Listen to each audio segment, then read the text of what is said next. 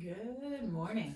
Okay, it has been super cold here, and as such, one thing when it's cold, what we have a tendency to do is you'll see people, walking. We like shorten our stride, just even the sound of the cold, we kind of like draw in, and we'll lose some degrees of freedom in our joints and movement because we're kind of gluing everything together to move as a unit and to stay warm.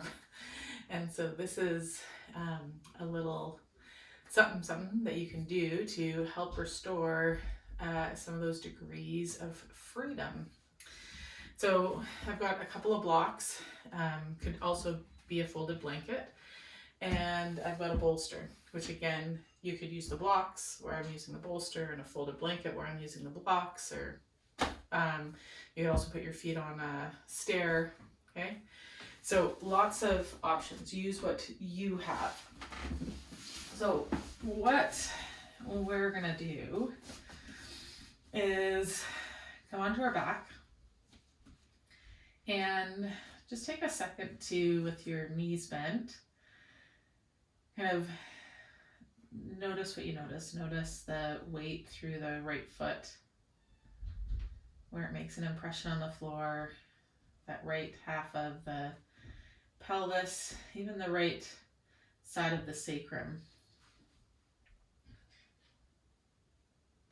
And notice the left foot, the left half of the pelvis, the left side of the sacrum. Maybe notice that you've got more weight, or you're listing towards one half or the other of the pelvis. Kind of feel the whole of the pelvis. Notice where your low back arch starts and ends.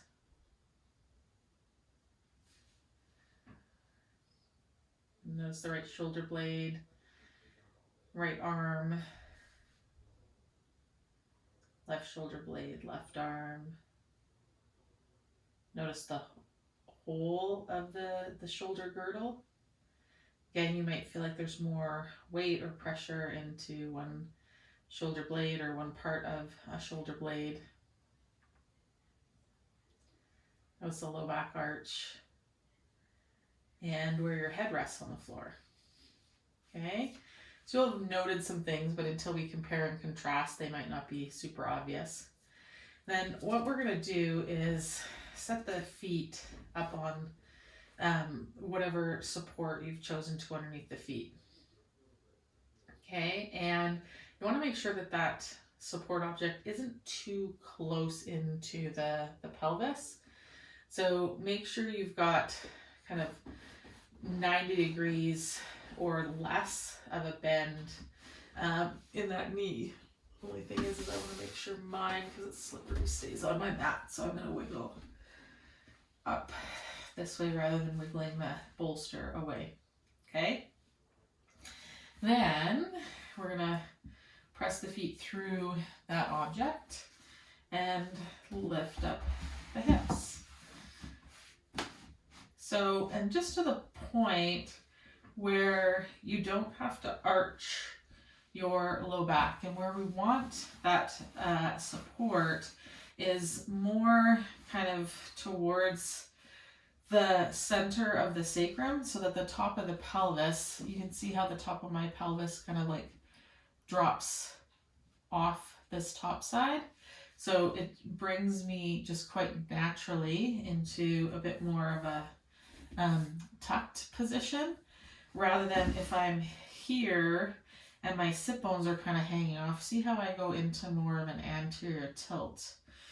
So I can feel how my pubic bone starts to want to drop lower than my ASIS's, and I arch my low back. So we want to bias that other position. So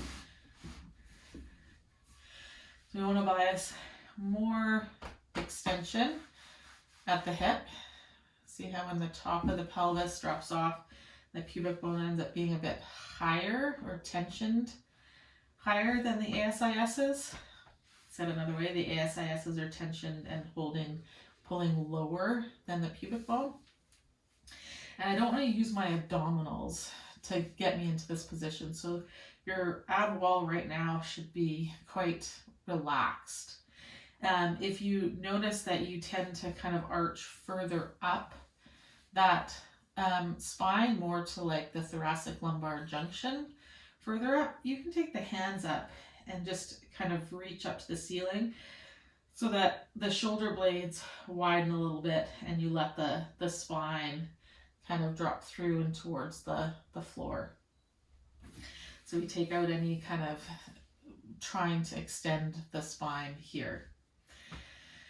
Okay, so then we're in a supported bridge. Okay, that's biasing more of a posterior tuck and lengthening through that low back, which again, when it's cold, we typically will tend, the back extensor muscles will typically tend to kind of contract and shorten, pulling us into more of an anterior pelvic tilt and contracting our spinal erectors on either side. Okay, so this lets those things, all those back body muscles, kind of find a different resting position. Now what we're going to do is feel your feet on the support underneath the feet, and we're going to just take those knees side to side. Okay, but it's not about getting the knees to the ground, it's about going from inside and outside edge of the feet. So I definitely want you to feel your heels, the balls of your feet. So feel when you come to the pinky toe. And once you get to one side, to initiate going to the other side, something you might play with is reaching that pinky toe downside, reach that pinky toe into the object.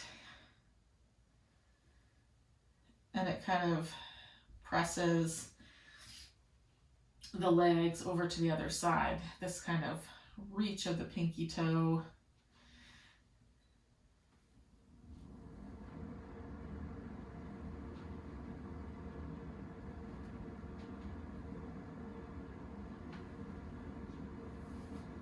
Okay, again, abs are engaged. The next time the knees come over to the left, let's pause there. Really feel the outer edge of the left foot, the inner edge of the right foot, and almost karate chop them down into whatever's underneath your feet. So you feel some co-contraction of the muscles of the legs, okay? Abs stay nice and relaxed. We're gonna start to kind of reach with the feet and the knees, pushing and pulling, starting to come into an anterior tilt and tuck.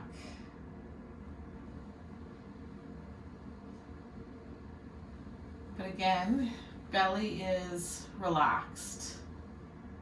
I want us to push and pull with the legs to move the pelvis. And some of you might find this really challenging, like that your brain wants to just use your ab wall and tense it. Okay? Relax that. Bring the legs back to center. We're going to press up, slip the blocks out for a sec. Bring the pelvis down to the ground, stand the feet on the floor. Okay? And just take a second to, again, notice the right foot, the right side of the pelvis, the left foot, the left side of the pelvis, the whole of the pelvis, where your low back arch starts and ends. Just the amount of contact with your back body into the floor now, where your right shoulder blade makes contact, the right arm, left shoulder blade, left arm, the whole of the shoulders. I notice my cervical curve has changed, so like where my neck starts and ends and where there's pressure across the back of the skull.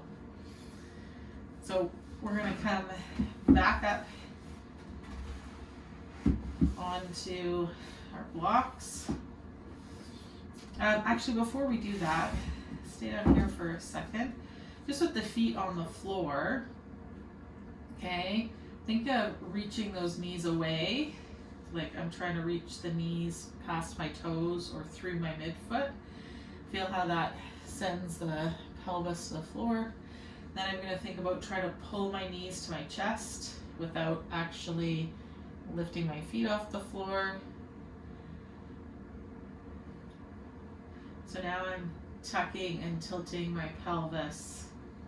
Sometimes people cue like pull the heels towards the pelvis or push the feet away, but some of us aren't connected into our feet quite enough, and so thinking of the knees can help then start to feel the pressure change in our feet and the direction that the feet are kind of going.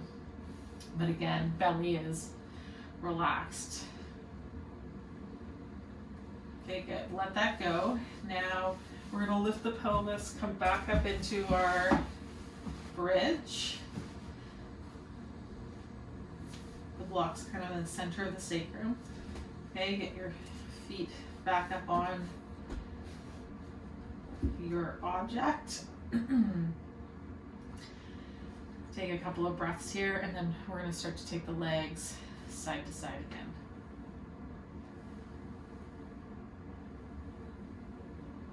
Feel the pressure change, the inside and outside edge of the feet. So when we come over to the right, pause there, kind of karate chop the inside and outside edges of those feet into that support underneath you. So you feel some co-contractions of the legs.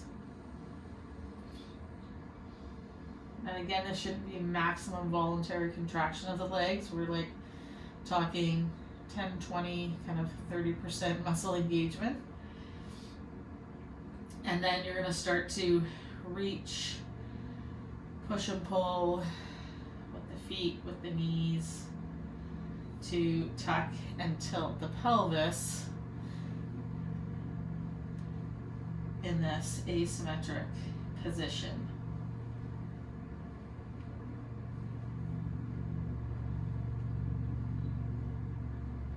Notice the muscles of the legs, the hips, the butt. Again, rib cage is relaxed. Watch that you aren't trying to arch your back in order to move the pelvis. So back and abs should be relaxed. I want you to really push and pull whatever's underneath the feet. Okay? Then you're gonna let that go. We're gonna take the knees side to side a few times. And we're gonna do that tuck tilt one more time on the left.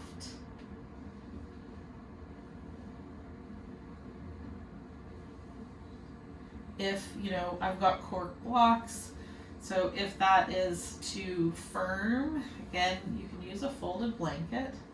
Don't have to get up super high. Push and pull with the legs. Abs are relaxed. Breath is easy here. Okay, last one. Side to side a few times. And then we're going to go over to the right. Tuck and tilt.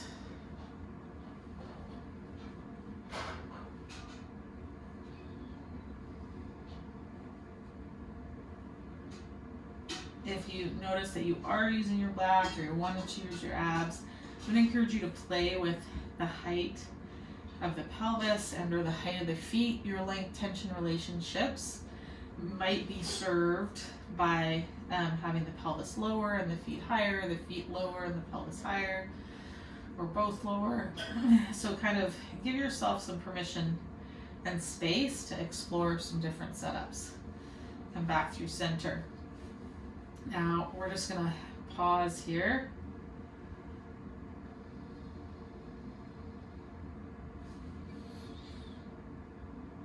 I'm going to toe heel out because I'm on a bolster, my feet a little bit wider than my knees. So for a few breaths, I bias a little bit of internal rotation here.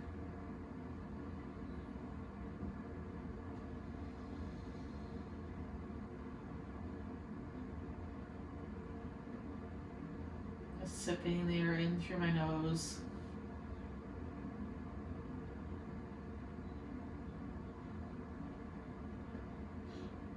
Nice, slow, soft breath out through the nose.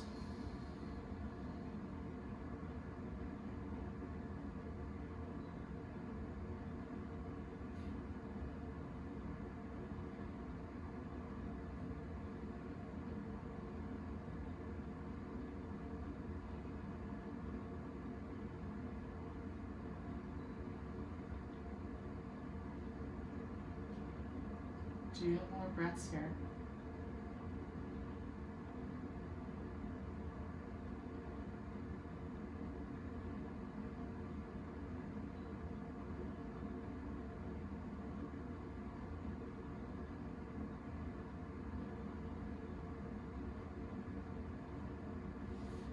Getting a toe heel in those feet.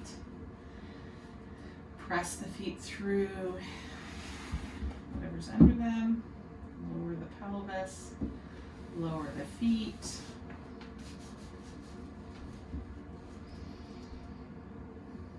Take a few moments here to just notice what you notice.